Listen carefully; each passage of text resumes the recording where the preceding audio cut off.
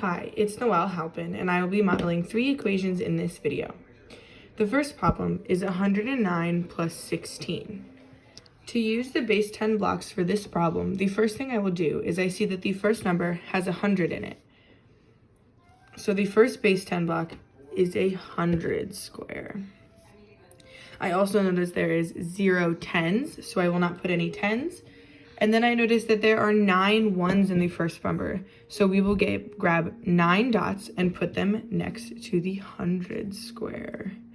1, 2, 3, 4, 5, 6, 7, 8, 9. I will then look at the second number, number 16. I notice that there is 1 10, so I can grab a 10 rod and put it right here. And then I notice there is 6 ones, so I will get 6 dots. 1, 2, 3, 4, 5, 6. The next step is to combine the blocks, so I will move these 6 dots on the bottom and combine them with the 9 dots up top. I will also move the tens rod up to combine it with this number. I then ask myself, can I make a tens rod out of the ones that I have? Let's see. 1, 2, 3, 4, 5, 6, 7, 8, 9, 10. Yep, I can make a 10 rod out of that. So I will exchange 10 of the dots for a tens rod. The last step is to count the final answer. Since there is 100 square, this is 100.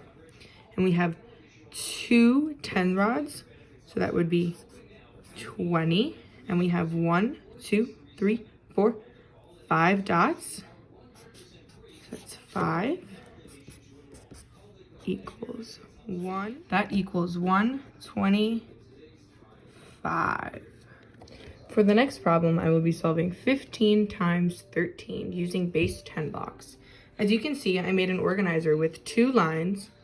The top line is where the first factor will go, and the side is where the second factor will go. And in the middle is where the product will go. So I see that the first factor is 15. So I will take 1 10 rod and 5 dots to represent 15.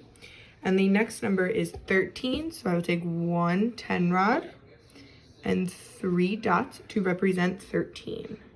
So to start off, I will multiply this times this. So I know that 10 times 10 is 100, so I will place the hundreds square right here. I will keep working vertically, and I will multiply this 10 rod by each one of the dots. So 1, 2, 3, 1, 2, 3 10 rods.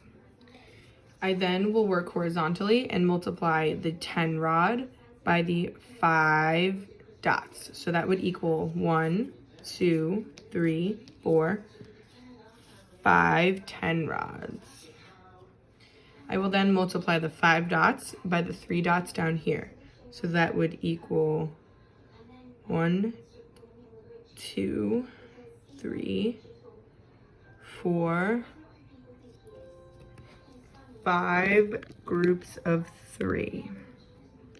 While counting the dots down here, I can see that there is 15. So I can make a 10 rod out of the 15 dots. I will take away 10 of the dots and replace it with a tens rod. I can add the tens rod onto here, and that will make 6 10 rods over here. The next step is to count what is inside of the product box. I can see that there is 1 100 square. There are 1, 2, 3, 4, 5, 6, 7, 8, 9 tens rods, so that would be 90.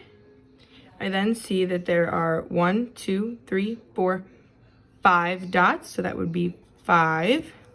So in total, we have 195.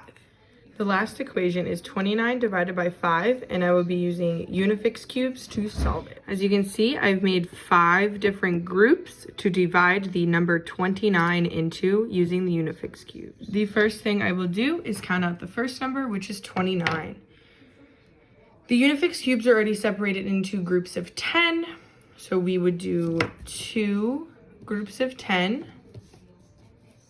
and 1, 2, 3, 4, 5, 6, 7, 8, 9 separated cubes.